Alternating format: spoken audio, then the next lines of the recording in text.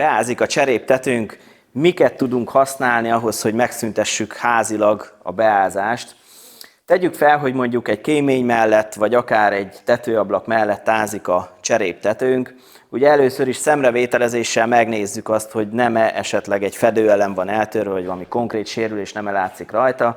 Ugye ezt mindenki elég könnyen, gyorsan el tudja dönteni. És lépjünk is tovább, mert hogyha ez megvan, akkor erre kicseréled szépen, illetve leellenőrzöd, hogy alatti van-e sérülés.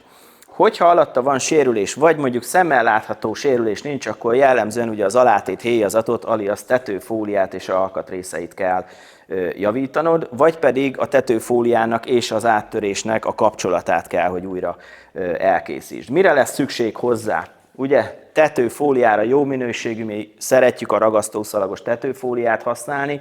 Ilyen esetben ugye mindig az van, hogy gyakorlatilag nem csak azt a pici részt kell visszaszednünk, legalábbis nagy általánosságban, hanem jellemzően ugye 2 tetőfóliának az átfedését kell újra megcsinálni, de ezt miután kibontottuk, fogjuk majd látni, hogy ténylegesen csak egy kisebb lyuk van esetleg rajta, és akkor elég egy kisebb részt cserélni, vagy befoltozni, vagy pedig egy nagyobbat. Ha nagyobb, akkor mindenképp tetőfóliával fogunk kezdeni. Mik a kiegészítők, amiket tudunk használni? Munkák során szükségünk lehet kémény és falszegélyre.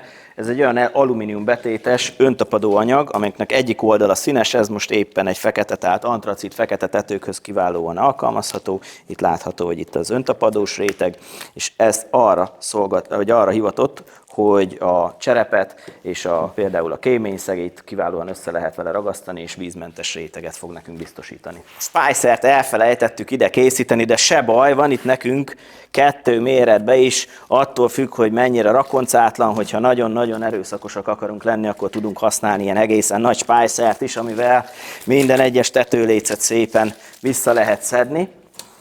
Miután visszaszedtük a tetőlécet, ugye bepótoljuk a tetőfóliát ragasztó szalaggal. Vannak olyan speciális ragasztó szalagok, egy oldalas, 2 oldalas ragasztó szalagok, amik tipikusan a tetőfóliának a végtelenítésére, tehát átfedések rögzítésére vannak kitalálva, illetve tudunk ragasztóval is, ilyen spray ragasztóval, illetve ilyen tömítő ragasztóval is dolgozni, amivel szintén fogunk tudni tetőfóliát tetőfóliához ragasztani. A szegtömítő szalagot megint csak arra fogjuk majd használni, hogy ahogy ugye az ellenlétre rátesszük a tetőfóliát, ő szépen le fogja tömíteni, ahogy mi megcsavarozzuk. Ugye csavarokat már említettem, szabáshoz fogunk használni ollót. Hogyha úgy döntünk, hogy nem csavarozni szeretnénk, hanem kalapálnánk esetleg szeget, akkor mindenképp javasolt az ácskalapács, hogyha helyzet van, akkor ezzel szintén vissza lehet szedni. Tetőfólia rögzítéshez szükségünk van tűzőkalapácsra és megfelelő méretű tűzőkapocsra, egy nagyon jó csavarbehajtóra, és lehetőség szerint én mindig ajánlok egy megfelelő bitkészletet is hozzá, hogy mindenféle csavarra tudjuk majd rögzíteni. Hogyha esetleg bitumenesben jobban hiszünk, bitumenes szigetelésben jobban hiszünk, akkor választhatjuk ezt a bitumenes szalagot is, amivel megint csak a fóliát bárdokhoz vagy bárdogot bárdokhoz fogunk tudni rögzíteni.